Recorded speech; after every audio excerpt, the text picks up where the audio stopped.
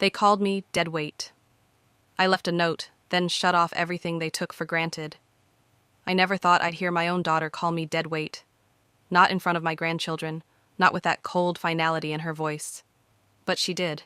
And in that moment, something in me simply broke. My name is Marjorie Latham. I'm 67 years old, and for as long as I can remember, I've been the one everyone relied on. When my husband, Walter, passed away, I sold my little bakery in Ashland, Oregon, packed up my grief, and moved in with my daughter, Elaine, to help her raise her 2 kids. I paid for the mortgage when her husband lost his job. I kept the lights on, the fridge full, the kids clothed. I told myself that was what family did. We took care of each other. But over time, that debt of gratitude twisted into entitlement. They stopped thanking me. They started expecting. And when I began to slow down, my knees stiffening, my hands aching from arthritis, they decided I was no longer useful. Just one more burden. It all came to a head on a gray Tuesday morning, the kind where the Oregon drizzle never quite stops. Elaine was in the kitchen, her voice low, but her words sharp enough to slice through the thin wall between us. She's dead weight, Todd. She can't even drive anymore. She's just sitting here, taking up space. Todd didn't argue. He never did. He just sighed, as if the topic exhausted him, like I was the reason he woke up every day resentful. I pressed my palm to my mouth to keep from making a sound. My heart felt like it was folding in on itself. After everything, after all the years of sacrificing, of showing up when no one else would, this was what I was reduced to.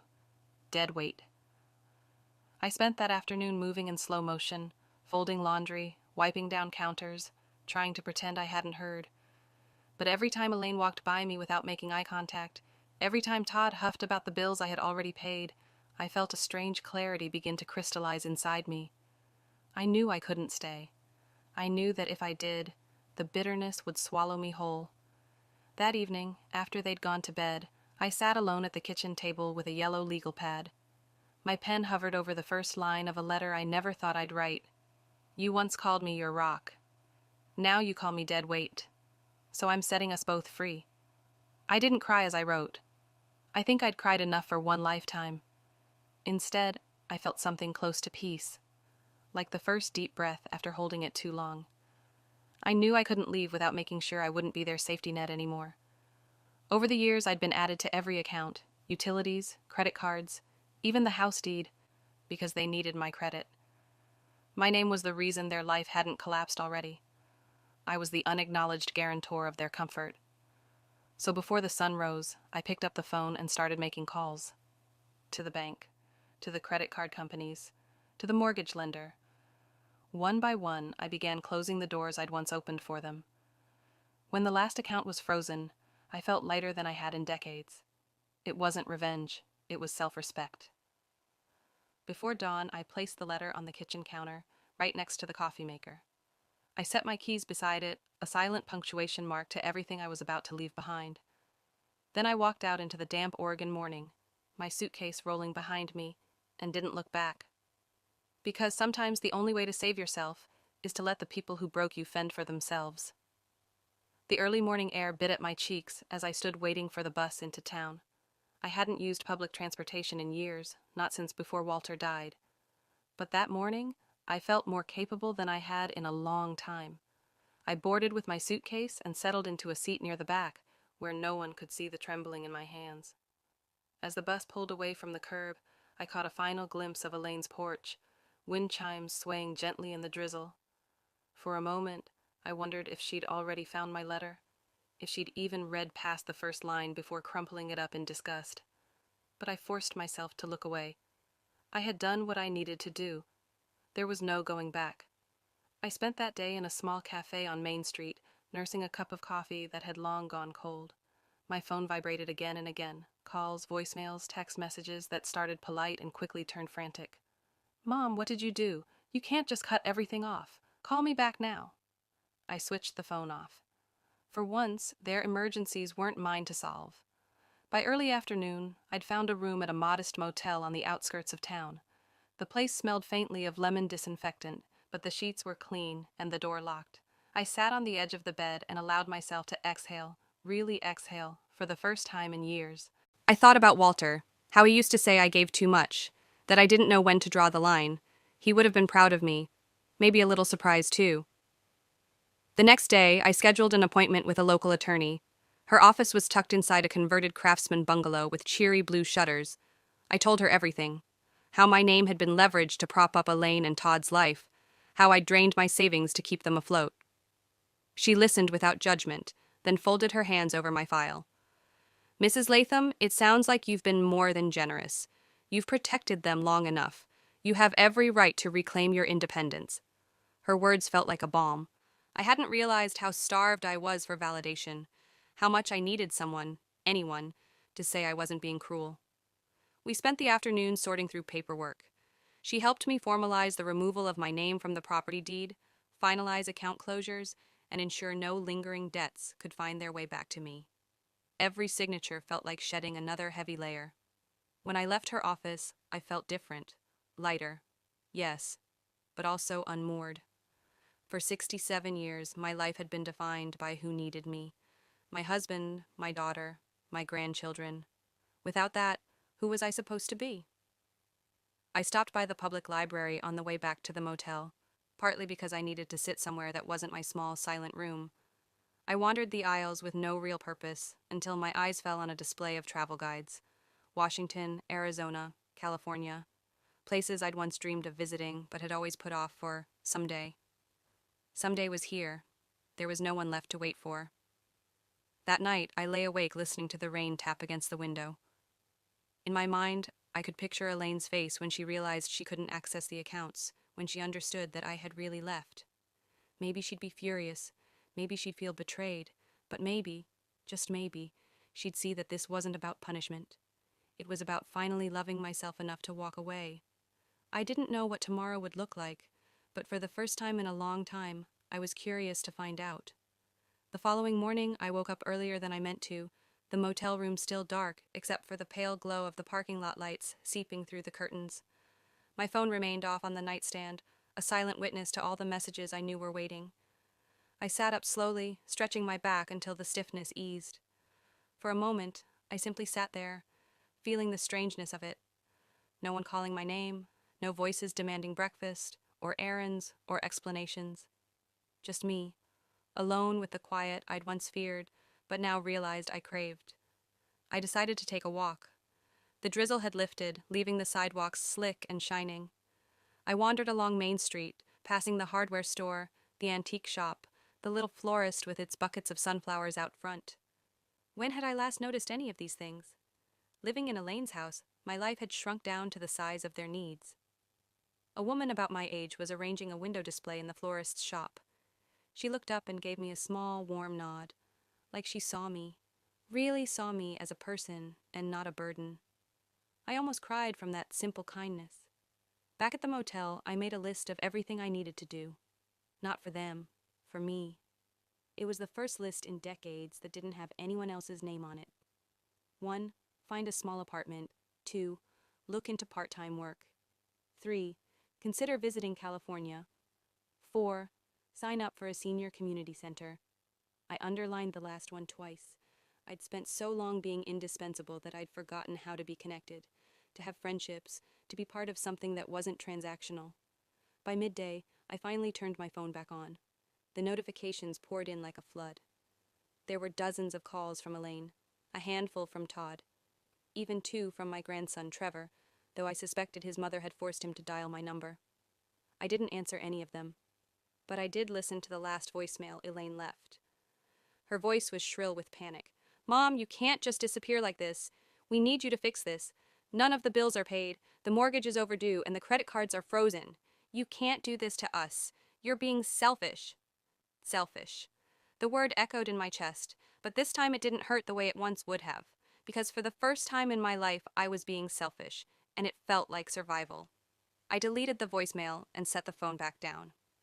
That afternoon, I took a taxi to a small complex on the other side of town, a row of tidy brick apartments with planters outside each door. The manager, a kind woman named Denise, walked me through a unit that smelled of fresh paint and possibility. It was small, just 1 bedroom, but it had sunlight streaming through the kitchen window and a little patio where I could put a chair and read. I signed the lease before I could talk myself out of it. When Denise handed me the keys, my hands trembled again, but this time, it wasn't fear. It was relief. As I stood in the empty living room, I realized that everything I'd just done, the closed accounts, the letter, the leaving, it wasn't an ending. It was the start of something I hadn't believed I'd ever have again, a life that belonged only to me. I spent the rest of the afternoon cleaning the apartment, even though it was already spotless. I think I just needed to prove to myself that I could care for something, and for once, that something was me. That evening, when the sky turned pink behind the trees, I sat on my little patio and watched the world go on without me needing to hold it up. It was humbling, and it was beautiful. The first night in my new apartment, I slept with the windows cracked open. The breeze carried in the scent of pine and damp earth, and I lay in bed listening to the rustle of leaves. It struck me how long it had been since I'd heard anything other than the clatter of other people's needs. In the morning, I made coffee and sat cross-legged on the floor, my mug cupped in my hands. I had no furniture yet, just a suitcase and a folded blanket. But for all its emptiness, the space felt more like home than Elaine's house ever had. I spent that week slowly setting up my life. Denise, the apartment manager, helped me find a secondhand shop with a decent sofa and a kitchen table. I bought new sheets, bright yellow ones that made me smile every time I looked at them, and a little radio to keep me company. One afternoon, I walked to the local community center. A cheerful woman at the front desk told me about their activities: watercolor classes, yoga, potlucks. My heart ached at how much I'd missed without realizing it. I signed up for everything I could, not because I was desperate to fill the hours, but because for the first time in years, I could choose how to spend them. On my way back, my phone buzzed. Another message from Elaine. I almost ignored it, but curiosity got the better of me. "Mom, we're trying to get everything sorted, but the utilities are threatening to shut off, and the mortgage company says the payment is overdue again. You need to come back and fix this. I don't know how to do any of it without you." I stood there in the middle of the sidewalk, letting the words sink in. For so long, I'd believed that my worth was tied to what I could solve. But now I could see it clearly. They'd never learned to take responsibility because I had always absorbed every consequence. I didn't reply. There was nothing left to say.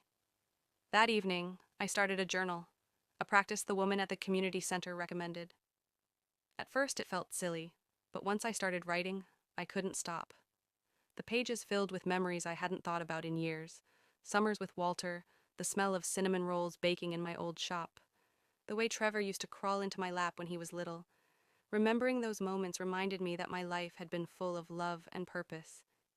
Just because Elaine and Todd couldn't see it, didn't mean it wasn't real. Later that week, I got a call from my grandson. I let it go to voicemail, but his message was softer than his mother's had been. "Grandma, Mom says you're not coming back. I don't really understand everything, but I miss you. I hope you're okay." For the first time, my heart cracked a little. Because I did love him. But loving someone doesn't mean you have to sacrifice yourself over and over. I could care about Trevor without stepping back into the life that had drained me dry. I closed my eyes and whispered a promise into the quiet. "I'm still your grandmother.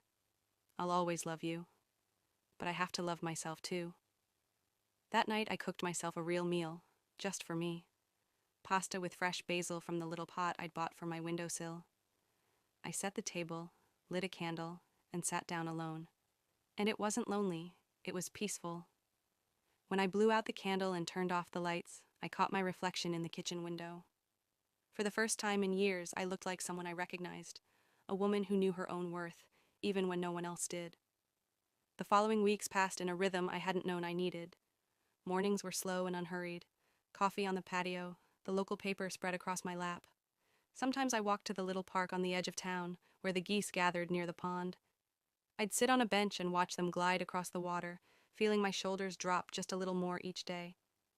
At the community center, I found myself drawn to watercolor painting. I wasn't very good, but that wasn't the point. The point was that I was doing something simply because it made me happy.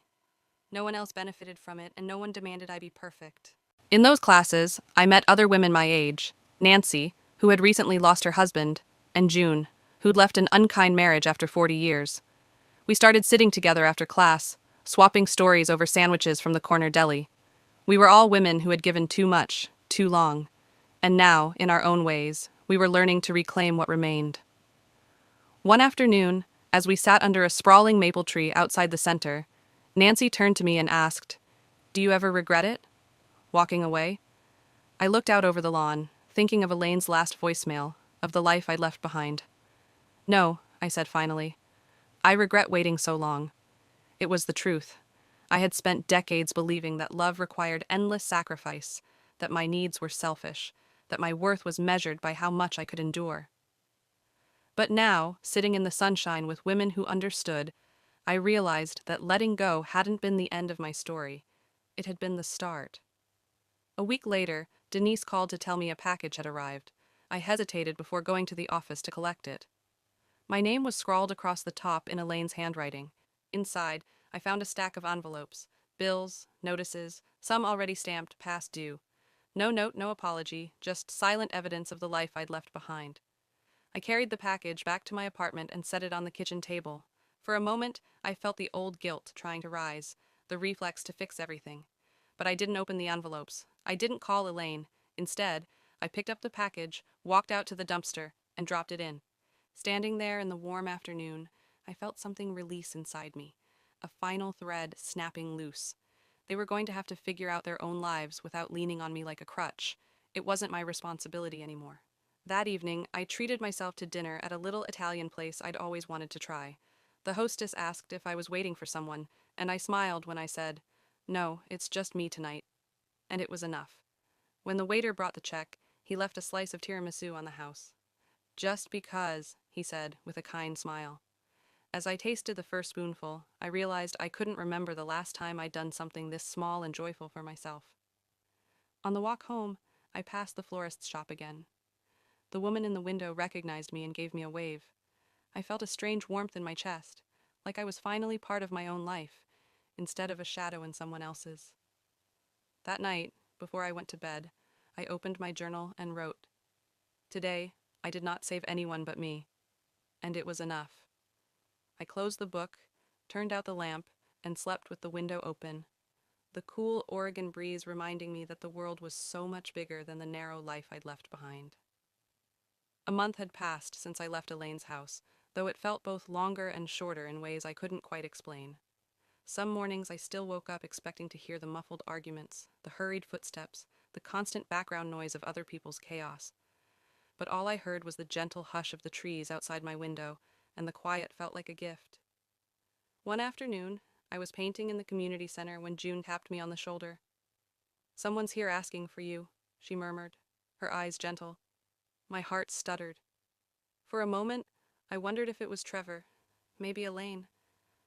Part of me even hoped it was, some small proof that maybe they finally understood why I'd left.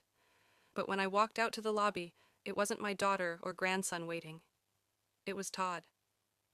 He looked thinner than I remembered, like the burden of all those unpaid bills had finally settled onto his shoulders. His eyes flicked around the room before landing on me. "Marjorie," he said, his voice weary, "can we talk?" I crossed my arms over my paint-streaked apron. "About what?" He shifted uncomfortably. "Elaine. She's having a hard time. The house is close to foreclosure. The utilities are behind. She's angry, but she's scared, too." "I imagine she is," I said, keeping my tone even. "She'll have to figure it out." His eyes widened a little, like he couldn't believe I was serious. "You can't just let everything fall apart." "I'm not letting anything fall apart," I corrected quietly. "I'm just not holding it together anymore." Todd ran a hand through his thinning hair. "You don't have to come back, but could you at least help her get things settled?" I took a slow breath. The old Marjorie would have folded. The old Marjorie would have reached for her checkbook or called the mortgage company to fix everything. But that woman didn't live here anymore. "I'm sorry," I said, and I meant it. "But this is something she needs to learn to handle. I can't do it for her." He opened his mouth, then closed it again. Finally, he nodded once, almost to himself. I guess I knew you'd say that." He left without another word, and I stood there in the lobby as the door swung shut behind him. For a moment I felt a pang. Guilt, maybe. Or simply the ache of knowing I'd finally drawn a line I wouldn't erase. Back in the painting room, June watched me carefully. "You okay?" I sank onto the stool, wiping my palms on my apron. "I think so. It's just hard. Loving someone and knowing you can't save them from themselves. She laid a gentle hand over mine. That's the bravest kind of love. That evening, I went home and pulled out the stack of travel guides I'd borrowed from the library weeks earlier. For years, I'd put off every dream, telling myself there would be time later. But later kept slipping further away. I flipped open the California guide and traced my finger down the page until I landed on Monterey Bay.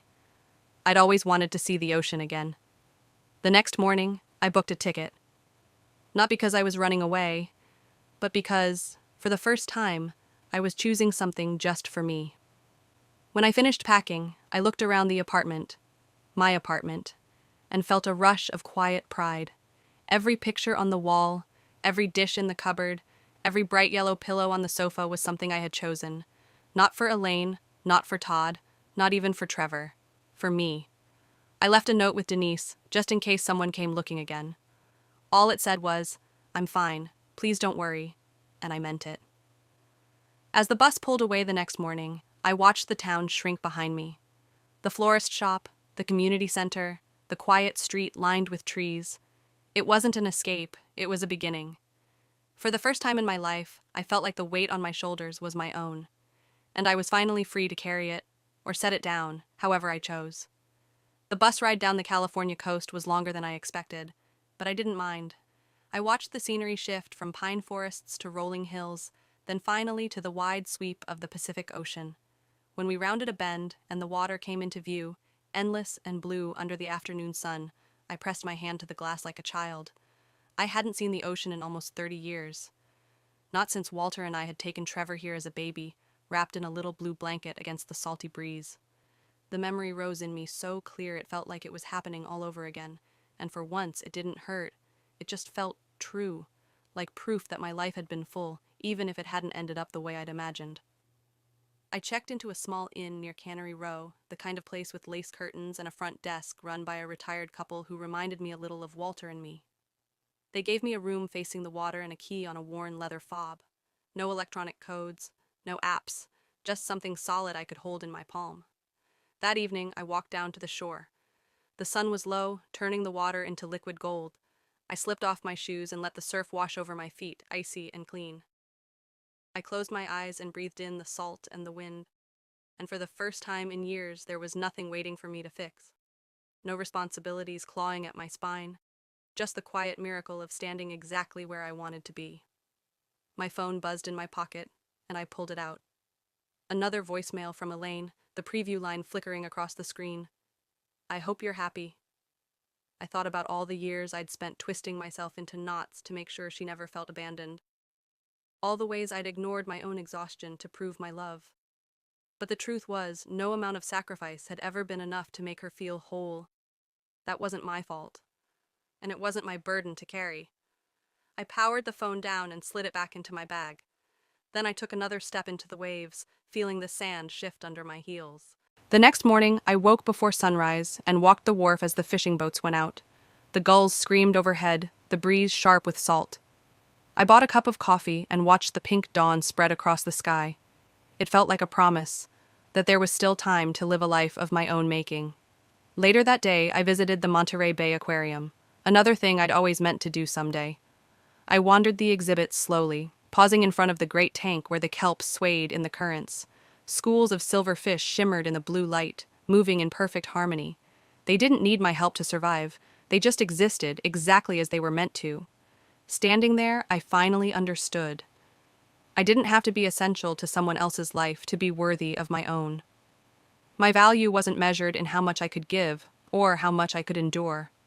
It was enough just to be here, to breathe, to witness the world with my own eyes. When I left the aquarium, I sat on a bench overlooking the bay and pulled out my journal. In the margin of a fresh page, I wrote, "I am not dead weight. I am alive, and I am free." I closed the book and lifted my face to the sun. For the first time in decades, I felt unburdened, like every step ahead belonged to me alone. When I finally returned to my inn that evening, the woman at the front desk asked if I'd enjoyed my day. I smiled, really smiled, and said, "Yes, more than I ever expected." As I turned the key in the lock of my little room, I realized I wasn't just closing the door on the past. I was opening it to everything still waiting.